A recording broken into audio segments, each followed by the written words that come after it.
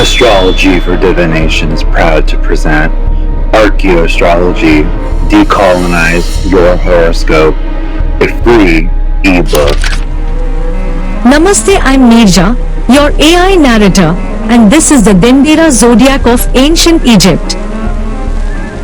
Namaste, I'm Prabhat, your other AI narrator, and the original Dendera Zodiac was discovered in the temple of Hathor.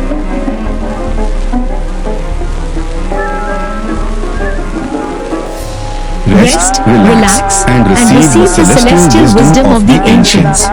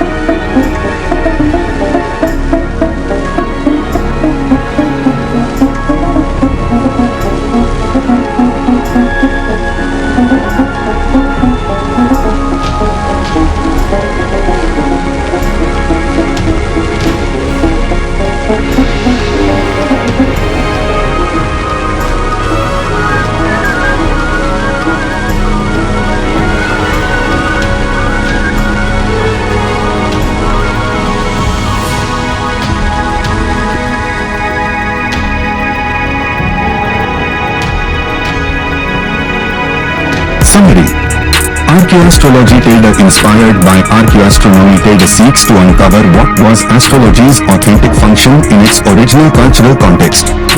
This thought piece weaves together across comparison analysis exploring 1. Mesoamerican calendar cosmology 2. The I Ching Book of Changes and Taoist cosmology 3. Vedic astrology and the Dasha system of prediction 4. Ancient Egyptian cosmology 5. Metaphysics, time, and divination. 6. Matriarchal aka matrilineal consciousness. My intention with writing this astrological analysis is to identify possible points of intersectionality between ancient wisdom systems. By looking for correspondence in multiple ancient astrological sources, archaeoastrology can triangulate information searching for patterns of resonance. This intention is fueled by my never-ending curiosity regarding how antediluvian matriarchal cultures developed, functioned, and perceived the cosmos. Throughout the evolution of patriarchy, patriarchy over thousands of years of war and colonization, much cultural wisdom has been lost. Then add on to that the cataclysm of the Younger Dryas at the end of the last ice age 12,000 plus years ago, a moment which all ancient civilizations mythologized as the Great Flood, and you may realize that our perspective of the antediluvian matriarchal world is clouded by patriarchal amnesia. In order to even begin the process of reconstructing the prototype, curious students of authentic astrology in modern times must be open to studying astrology from the past. This metaphysical pursuit perhaps requires acknowledging how linear or mundane time has blocked humanity's psychic potential to perceive the cyclical nature of sacred time.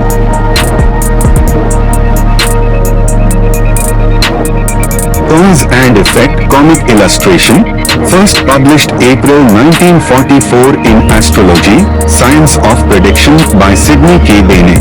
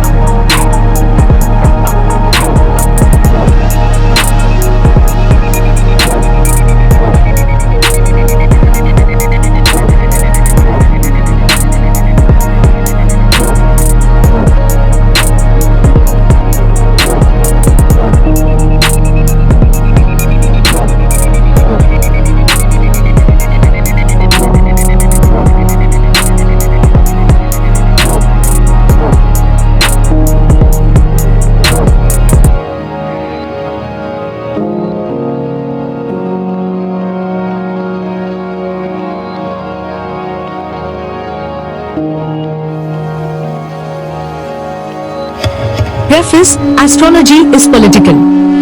Decolonize, verb, refers to the process of freeing a country or region from colonial rule, or the re-examination and change of a subject field or tradition to counter the belief that the culture of a colonizing power is superior. Decolonization can involve indigenous peoples reclaiming their culture, language, and history, which may have been suppressed or erased during colonization.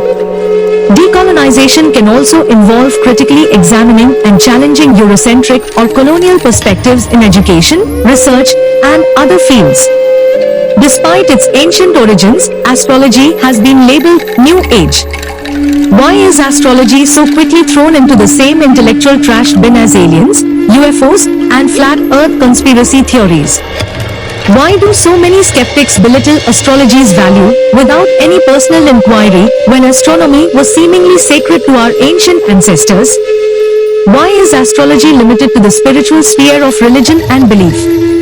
Electional astrology, astrocartography, medical astrology, astropalmistry, and astroherbalism all suggest that there is much more depth to this discipline worthy of intellectual inquiry beyond blind faith. The dominant culture in the global north has systemically denied, distorted, and suppressed evidence proving that the indigenous ancestors of colonized cultures had advanced astronomical wisdom which influenced their architecture, agriculture, and spirituality.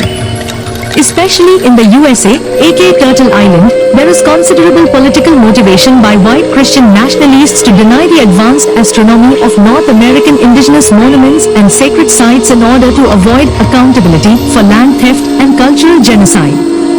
Everything is political, and astronomy/astrology is no exception.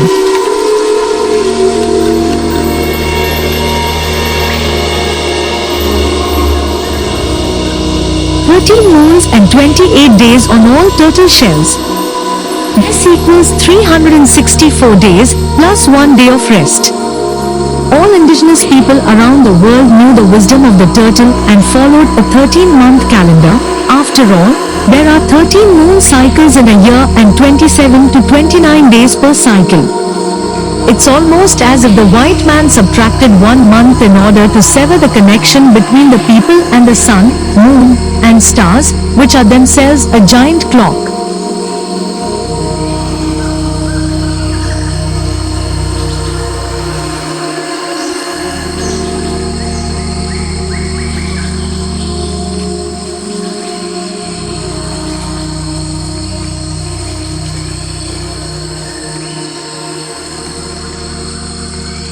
Decolonization is not a metaphor.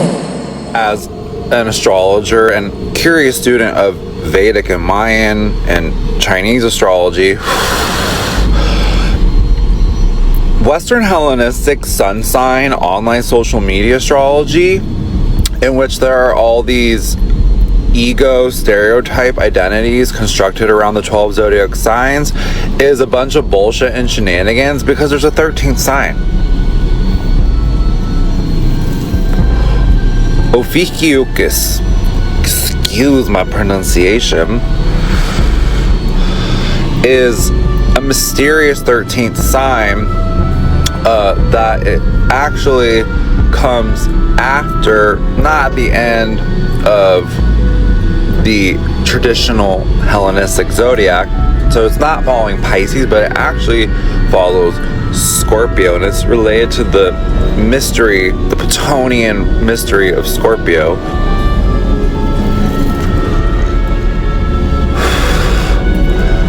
So that right there, again, if you're truly interested in the authentic, ancient, sacred science of astrology, you have to acknowledge astronomy, and there's a lot more going on than just 12 constellations. Yeah, decolonize your chakras, decolonize astrology now.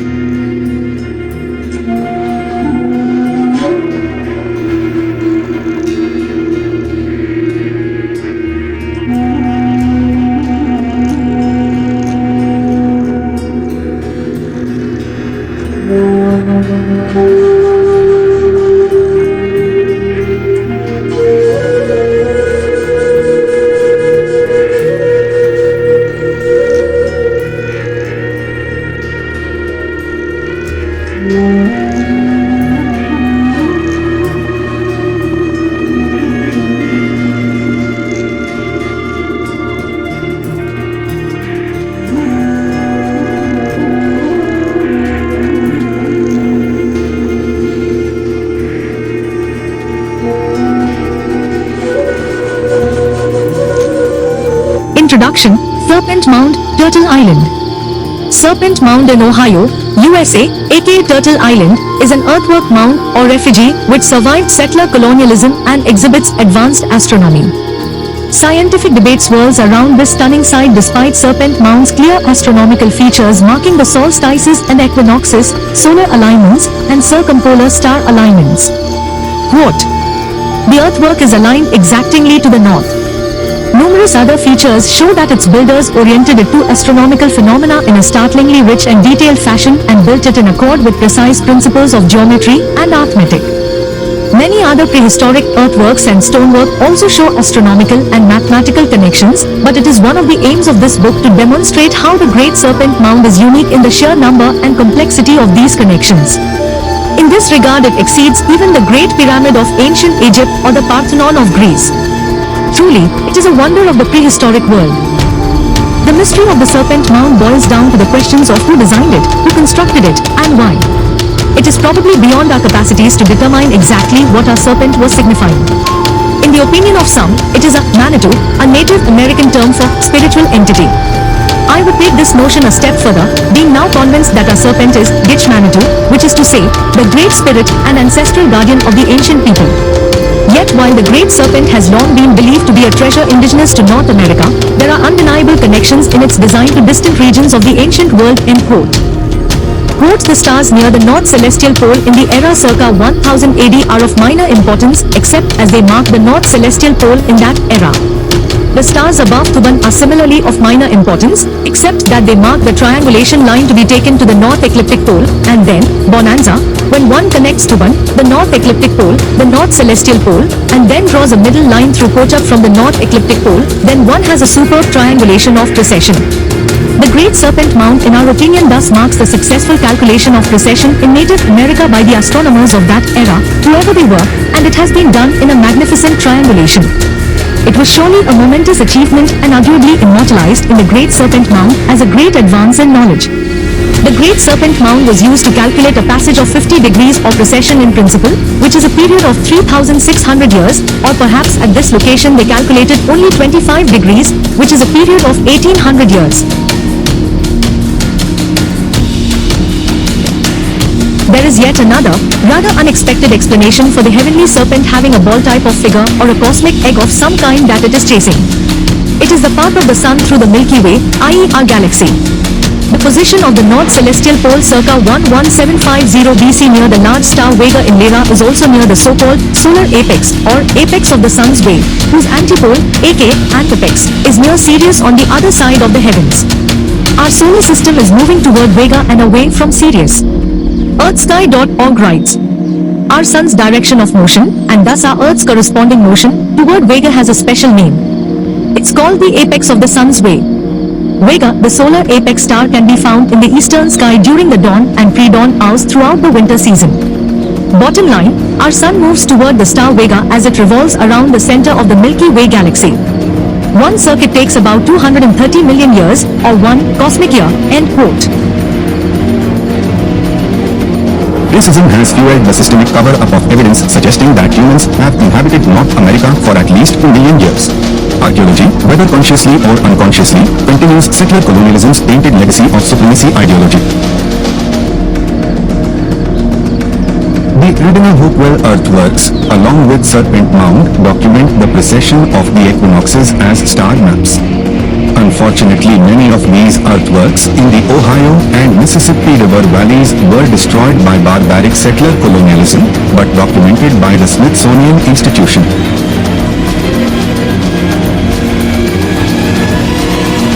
What is a star map?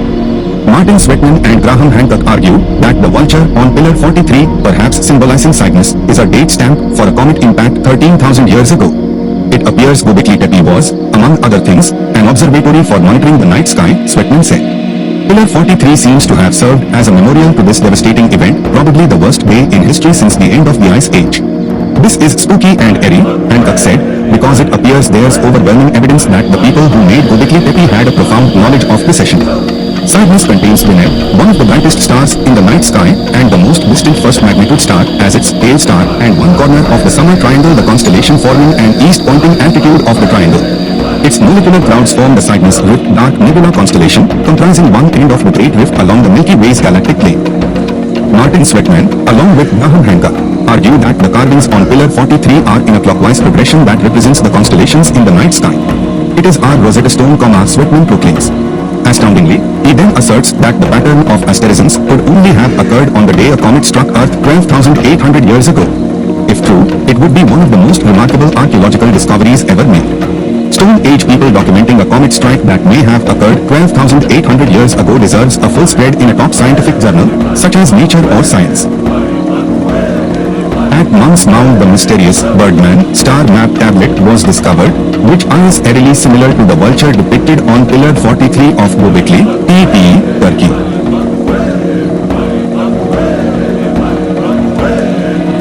The Birdman tablet of Cahokia, Ohio, is most likely a sky map circa 500 CE portraying the astronomer-surveyor priest at midheaven, with their eye at Ursa Minor, North Celestial Pole, and their heart in Cahokia at Ursa Major. Their earring is Woodhenge at the Celestial Meridian. The crow's hatch pattern on the back of the Cahokia Birdman tablet is superimposed here, properly flipped horizontally, on the front of the tablet, resulting in the recognition that the astronomer-surveyor priest's eye is directly in the middle in the second row from the top, which we think strongly indicates that the crow's hatch was used for sky measurement. Diagonal distances are calculated 60 degrees of angular separation, measured from the stars of today's Camelopardalis in the right lower corner to Lambda Boots in the upper left corner, and from the north ecliptic pole in the right upper corner to the star Tania Australis in the left lower corner. One crosshatch diagonal was then shrewdly measured as 6 degrees. Ultimately, this reinterpretation of the Birdman tablet as a star map by archaeoastrology disrupts the settler colonial perception of mainstream archaeology that the crosshatch is only symbolic in nature. This claim that the crosshatch is a religious representation of snakeskin is one, a stereotypical misunderstanding rooted in settler colonial blind spots, and two, a projection of Eurocentric perceptions. Like many anomalous ancient artifacts, archaeology's compartmentalization from astronomy has perhaps concealed hidden multidimensional meaning which requires familiarity with the artifact's original cultural context. For example, Google Earth Pro Map with red lines added by Andis Collins using the Google Earth Ruler menu line option reveals that the Cahokia Birdman tablet shows precisely this ancient land survey of the Americas. Thus, the Birdman tablet perhaps is not just a simple work of art from a supposed primitive culture, but in fact, a sophisticated and multifunctional analog calculator which was used by the ancients of Turtle Island for astronomy and geomancy, land surveying.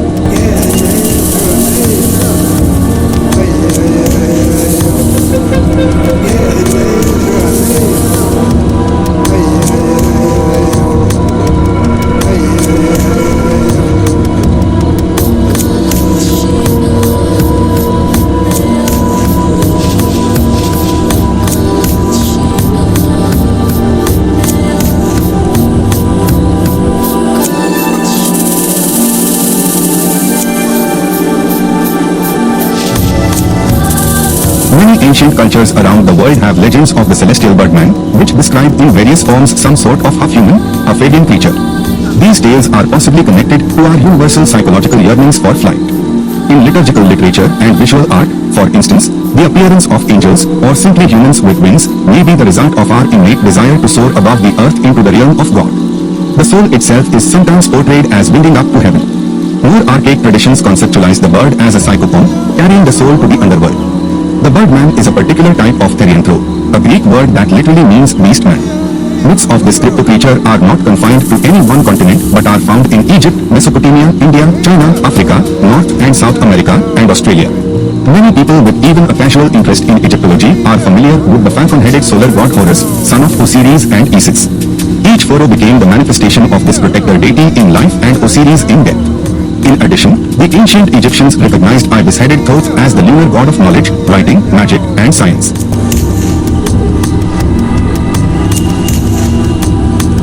The Path of Souls.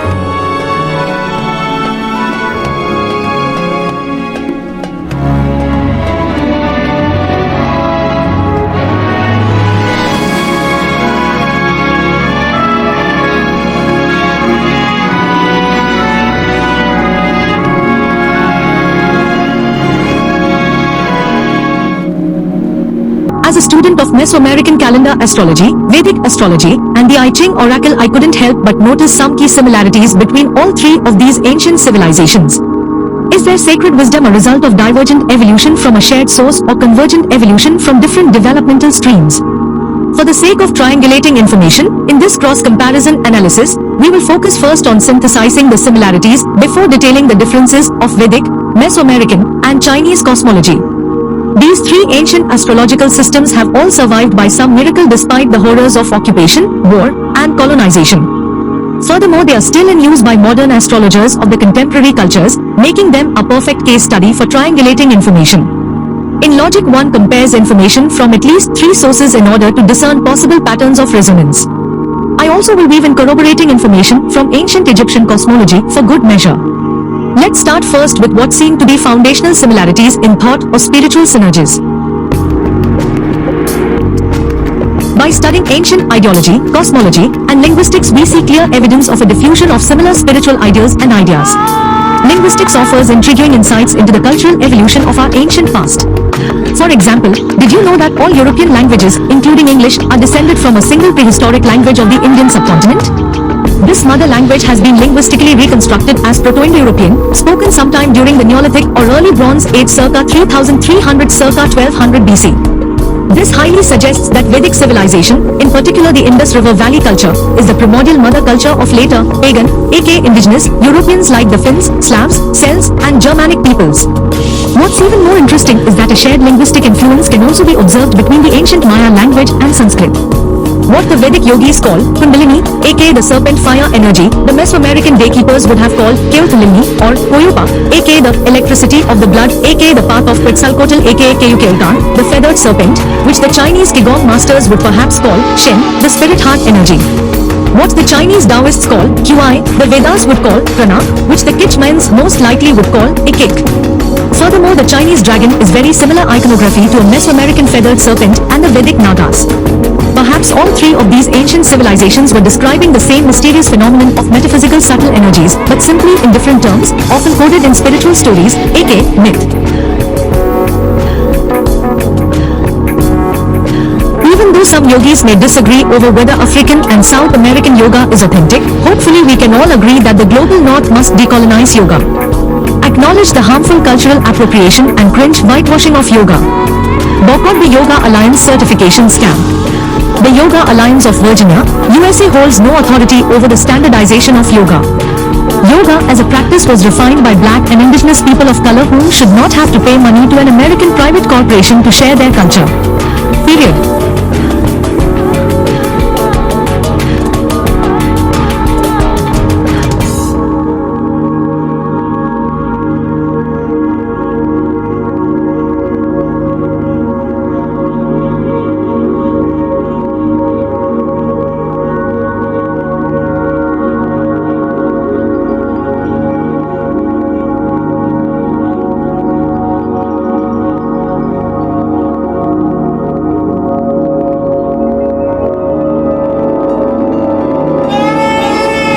These three cosmological wisdom systems also all document subtle energy centers in the human body, albeit with their own interpretation or flavor.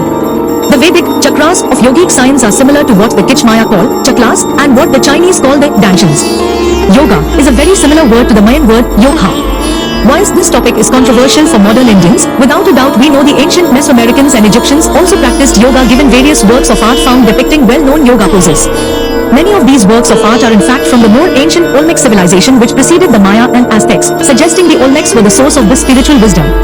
Finally, all three systems acknowledge polarity or duality as a fundamental key principle of the cosmos, Shiva and Shakti, yin and yang, day sign and number or Tzit-Kol Beidel.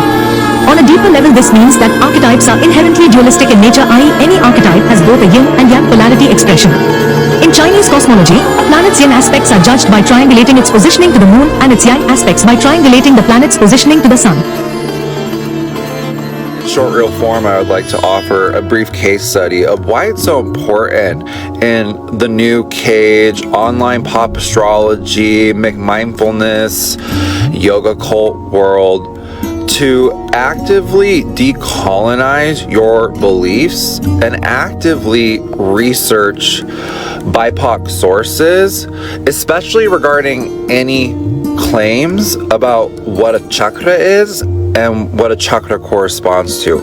For example, so many people in the West believe that the third chakra, Manipura chakra, which is translated into solar plexus in English, is related to solar energy and is therefore obviously governed by the sun. But then if you research at least 3 different Vedic sources, just at least 3, come on y'all, put a little effort. Vedic astrology teaches that perhaps the sun actually governs the sacral chakra, the second chakra, Swadhisthana, and Jupiter and or Mars influence more Manipura, the third chakra.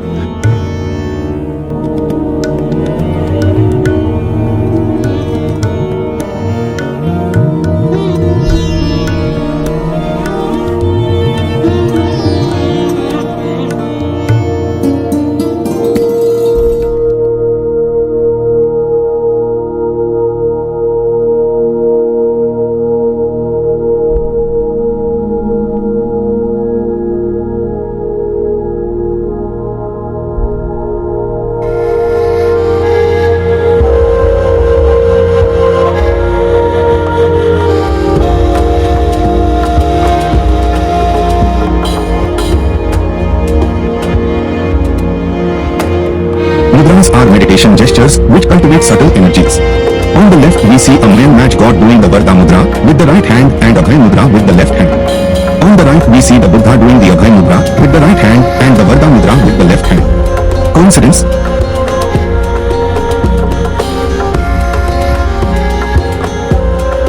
The 7 serpents perhaps symbolize the 7 chakras aka chaklas.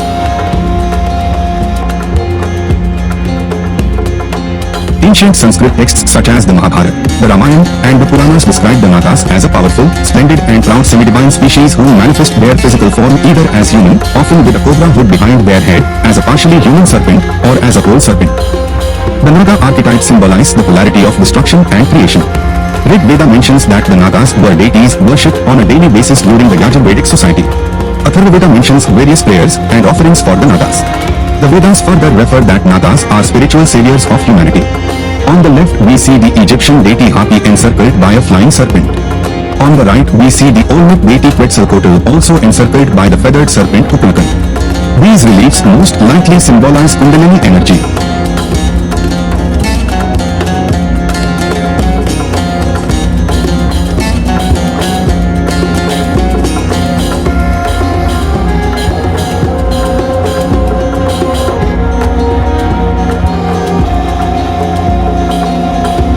On the left we see Egyptian sky goddess Nut supporting the hieroglyph sign for sky.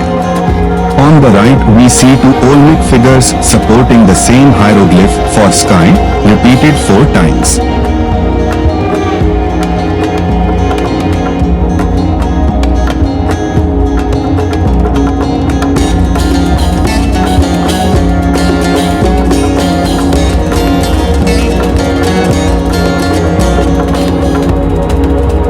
We see countless similarities between these ancient civilizations. Is this a result of divergent evolution or convergent evolution?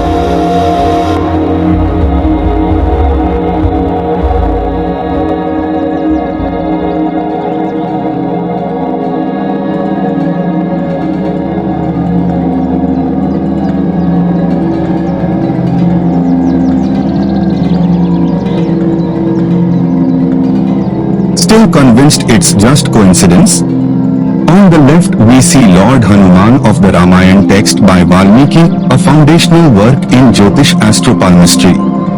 Hanuman symbolizes Jupiter.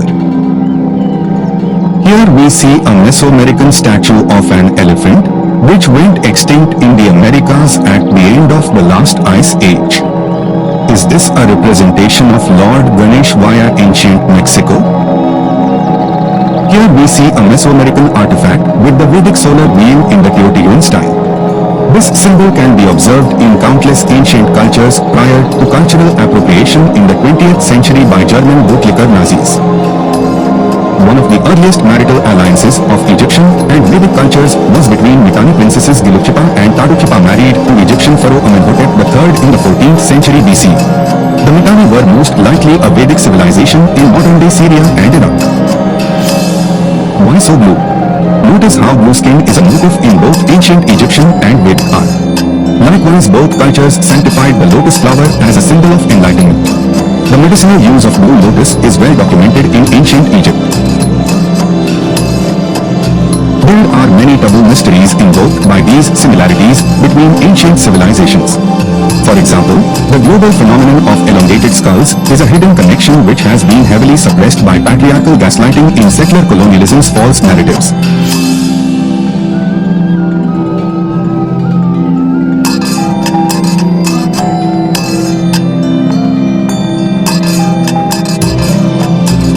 Respect the ancestors. Return the ancestors to their original burial sites. Repatriation now. Many of these ancestors' remains were illegally sold to museums without consent of their descendants, where they stagnate in a swamp of colonial bureaucracy, misunderstood by patriarchal academia, whom have gaslit the public with active disinformation about the ancient phenomenon of elongated skulls. For example, this bust of Nefertiti, one of the most famous stolen ancient artifacts currently in Berlin, clearly depicts the Egyptian corregent of Pharaoh Akhenaten with an elongated skull and neck. The royal family of the Amarna period are all depicted in the art as having elongated skulls. Whether or not the Amarna royal family had elongated skulls is unknown until their mummies are located and confirmed via genetic testing.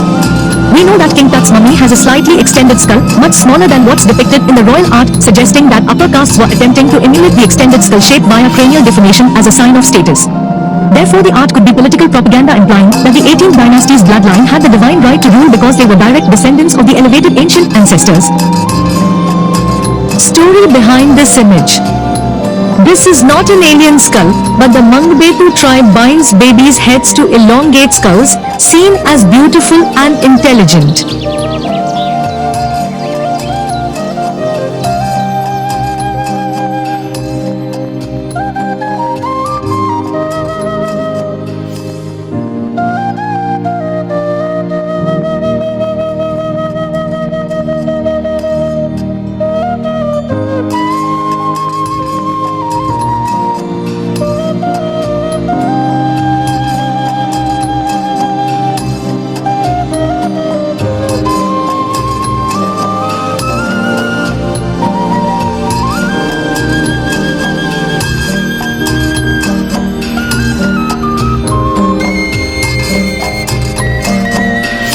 Many sensationalists question if the elongated skull peoples were alien in origin. Perhaps a better question is, why were countless indigenous cultures binding babies' heads across the ancient world to begin with? Why and how did the legacy of cranial deformation evolve? Why?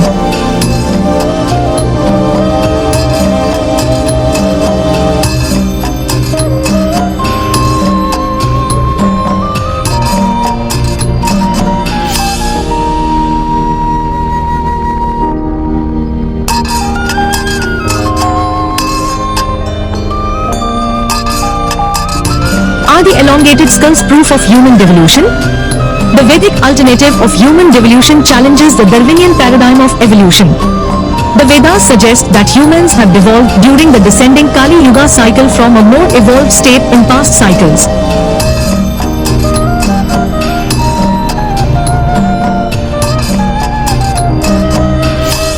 This is counterintuitive to ordered linear thinking of Darwinian evolution, suggesting that the ancient human past is much more complex and convoluted. Vedic devolution disrupts the myth of progress and manifests destiny inherent in Eurocentric colonial perceptions.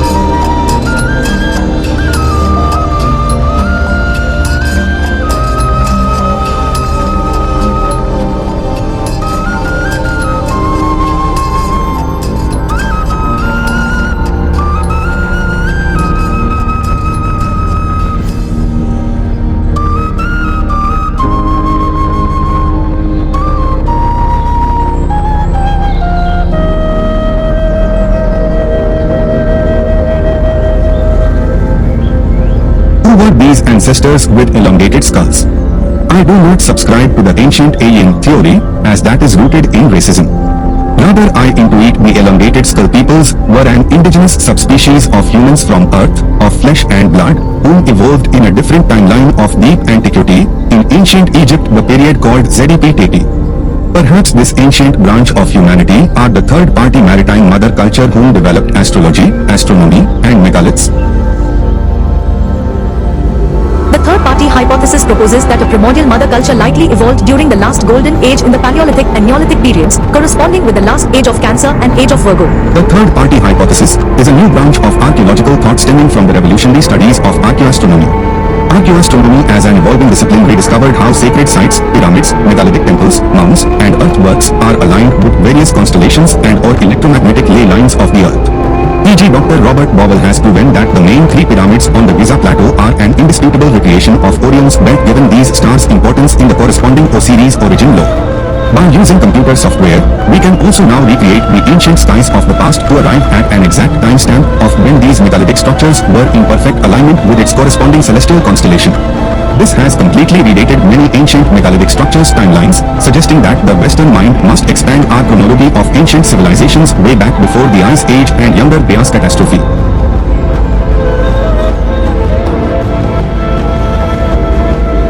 Orion, aka Osiris, exhibits north-south symmetry. The best example of geometrical asterisms in the night sky is the Winter Triangle.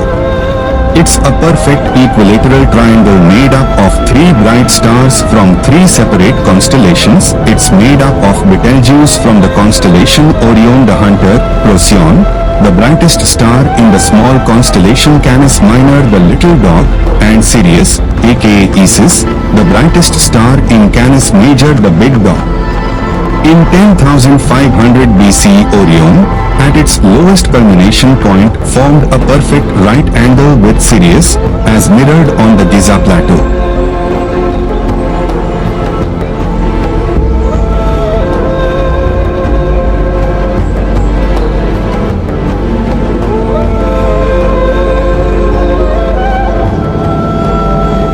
Teotihuacan, Pyramid of the Sun. The Pyramid of the Sun's size is such that it immediately draws parallels to the Great Pyramid of Khufu in Egypt. In fact, almost unbelievably, the base of the Pyramid of the Sun is virtually identical in size to that of the Great Pyramid of Giza, which measures 230 m. And it isn't just the size of the Pyramid of the Sun that strikes a chord, for it also sits amidst a trio pyramids that appear identically aligned to those of the Giza plateaus. At Teotihuacan, these pyramids are known as the Pyramid of the Moon, furthest north, the Pyramid of the Sun, central, and the Pyramid of Quetzalcoatl. Furthermore, the alignment at both sides clearly reflects the alignment of the three stars of Orion's belt. This has brought about some notable theories on ancient transoceanic contact and the plausible existence of an ancient super race who spread knowledge of geometry and astrology across the globe. These superhumans are thought to be recorded in prehistoric artwork using animal forms to describe their origins and their wisdom. This, it is argued, explains the many strange and often similar anthropomorphic gods that are found throughout the Americas, Egypt, Mesopotamia, India, and the Far East. The Maya, who did have writing, created an enormous third clock to produce the long count that offered a cycle of 5,125 solar years. This immense cycle of time was known as a sun, and to stele at the Mayan city of Quirigua record the fourth sun as beginning on the 11th August 3114 BC when a god called Itzamna placed 3 hearth stones to create a home for humanity. These 3 stones are associated with the stars of Orion, and the date, the 11th August, is one of the 2 dates that the Pyramid of the Sun faces the sunset to create the 260-day period. This presents the possibility that Teotihuacan was perceived to be the place where Itzamna placed the 3 stones of creation and that the 3 pyramids are symbolic of these 3 stones. This would also explain why the pyramids are aligned with Orion and also why the Pyramid of the Sun locked in onto the 11th August 3114 BC. Curiously, the first dynasty of Egypt also began in around 3114 BC, with the legendary King Menes combining the crowns of Upper and Lower Egypt. In the same way that the measurements of the pyramids equal one another, it is also possible that a global or celestial event of enormous significance occurred on this date, which was subsequently locked into the creation myths of both civilizations and represented by Orion. Star map at Nabta Playa, Nubia. It is very curious indeed how the beginning of the Maya long count calendar corresponds with the exact emergence of patriarchal Pharaonic, aka dynastic, Egypt. The same Orion's belt alignment can be found in the Nabta Playa stone circle site in the deep deserts of ancient Nubia. Does Nabta Playa suggest that Nubia was the mother culture of Egyptian cosmology? Or did ancient Nubia and ancient Egypt share a common mother culture and origins cosmology? The Mayan calendar's knowledge of precession.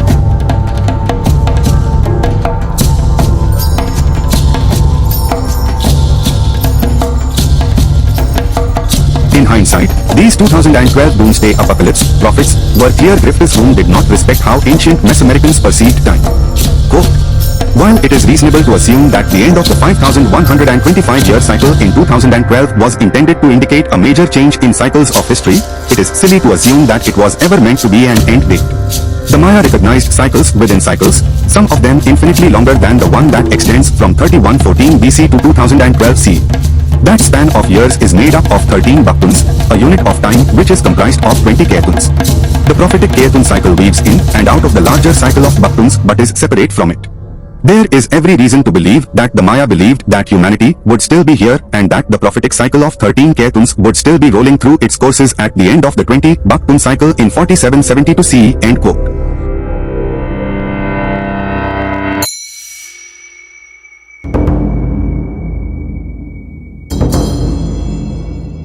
According to the ancient Mayan prophetic cycle of the 13 Ketuns, also known as the short count calendar, which is a derivation of the long count, in which there are 13 cycling Ketuns, part of a 256-year cycle, that were deeply important for Mayan forecast of political and earth events to come.